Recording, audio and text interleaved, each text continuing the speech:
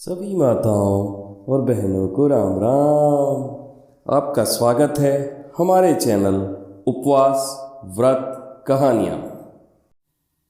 आज हम आपके लिए लेकर आए हैं षटतिला एकादशी व्रत कथा। कृपया हमारे चैनल को लाइक, शेयर एवं सब्सक्राइब करें तथा बेल आइकन दबाना ना भूलें। एक समय दालभ्य ऋषि ने पुलस्त्य ऋषि से पूछा कि हे महाराज, पृथ्वीलोक में मनुष्य ब्रह्म हत्या आदि महान पाप करते हैं, पराये धन की चोरी तथा दूसरे की उन्नति देखकर ईर्ष्या करते हैं, साथ ही अनेक प्रकार के व्यसनों में फंसे रहते हैं, फिर भी उनको नरक प्राप्त नहीं होता। इसका क्या कारण है? वो न जाने कौन सा दान्य पुण्य करते हैं जिससे उनके पाप नष्ट हो जाते हैं। यह सब कृपा पूर्वक आप कहिए। पुलस्त्य मुनि कहने लगे कि हे महाभाग, आपने मुझसे अत्यंत गंभीर प्रश्न पूछा है। इससे संसार के जीवों का अत्यंत भला होगा। इस भेद को ब्रह्मा, विष्णु, रुद्र तथा इंद्र आदि भी नहीं जानते, परंतु मैं आपको यह गुप्त तत्व अवश्य बताऊंगा। उन्होंने कहा कि माघ मास लगते ही मनुष्य को स्नान आदि करके शुद्ध रहना चाहिए।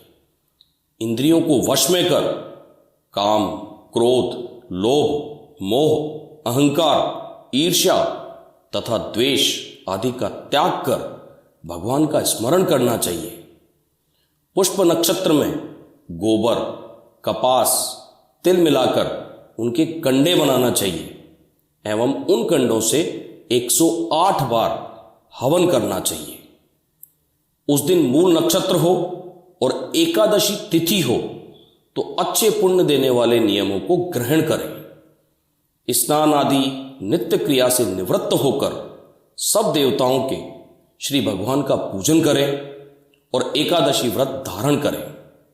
रात को जागरण अवश्य करना चाहिए। उसके दूसरे दिन धूप दीप, नैवेद्य आदि से भगवान का पूजन करके खिचड़ी का भोग लगाएं। तत्पश्चात पेठा, नारियल, सीताफल या सुपारी का अर्घ देकर स्तुति करनी चाहिए। हे भगवान, आप दीनों को शरण देने वाले हैं। इस संसार सागर में फंसे हुए का उद्धार करने वाले हैं। हे पुंडरीकाक्ष, हे विश्वभावन, हे पूर्वज, हे जगतपते, आप लक्ष्मी जी सहित इस तुच्छ अर्घ को ग्रहण करें। इसके पश्चात जल से भरा हुआ घड़ा या कुंभ ब्राह्मण को दान करें तथा ब्राह्मण को श्यामा गौ और तिल पात्र देना भी उत्तम है। तिल स्नान और भोजन दोनों ही श्रेष्ठ हैं। इस प्रकार जो मनुष्य जितने तिलों का दान करता है उतने ही 1000 वर्ष स्वर्ग में वास करता है। तिल स्नान, तिल का उपटन, तिल का हवन, तिल का तर्पण, तिल का भोजन और तिलों का दान, ये तिल के 6 प्रकार हैं। इनके प्रयोग के कारण यह षटतिला एकादशी कहलाती है। इस व्रत के करने से अनेक प्रकार के पाप नष्ट हो जाते हैं। इतना कहकर पुलस्त्य ऋषि कहने लगे कि अब मैं तुमसे इस एकादशी व्रत की कथा कहता हूं। एक समय नारद जी ने भगवान विष्णु से यही प्रश्न किया था और भगवान ने जो षटतिला एकादशी का महात्म्य नारद जी से कहा सो मैं तुमसे कहता हूं। भगवान ने नारद जी से कहा कि हे नारद, मैं तुमसे सत्य घटना कहता हूं, ध्यानपूर्वक सुनो। प्राचीन काल में मृत्युलोक में एक ब्राह्मणी रहती थी। वह सदैव व्रत किया करती थी। एक समय वह 1 मास तक व्रत करती रही। इससे उसका शरीर अत्यंत दुर्बल हो गया।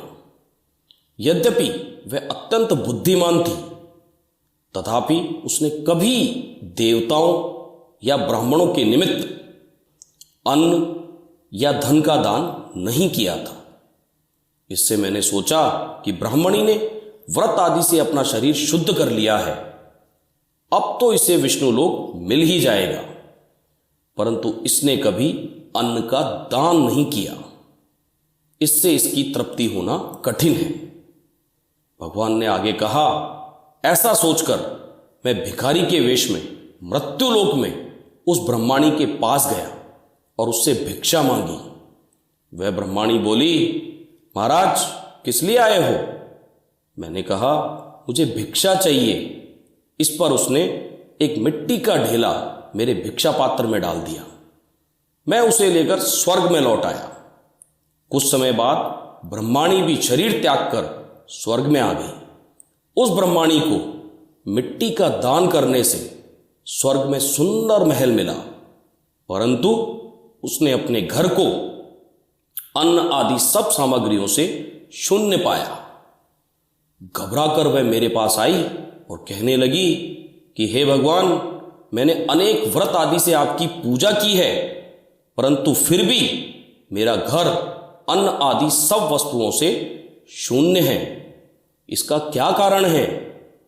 इस पर मैंने कहा, पहले तुम अपने घर जाओ, देव स्त्रियां आएंगी तुम्हें देखने के लिए। पहले उनसे षटतिला एकादशी का पुण्य और विधि सुन लो, तब द्वार खोलना। मेरे ऐसे वचन सुनकर वह अपने घर गई। जब देव स्त्रियां आई और द्वार खोलने को कहा तो ब्रह्माणी बोली, आप मुझे देखने आई हैं तो षटतिला एकादशी का महात्म्य मुझे कहो। उनमें से एक देव स्त्री कहने लगी कि मैं कहती हूं। जब ब्रह्माणी ने षटतिला एकादशी का महात्म्य सुना तब द्वार खोल दिया। देवांगनाओं ने उसको देखा कि न तो वह गांधर्वी है और न आसुरी है, वरन पहले जैसी मानुषी है। उस ब्रह्माणी ने उनके कथानुसार षटतिला एकादशी का व्रत किया। इसके प्रभाव से वह सुंदर और रूपवती हो गई। उसका घर अन्न आदि सब सामग्रियों से युक्त हो गया।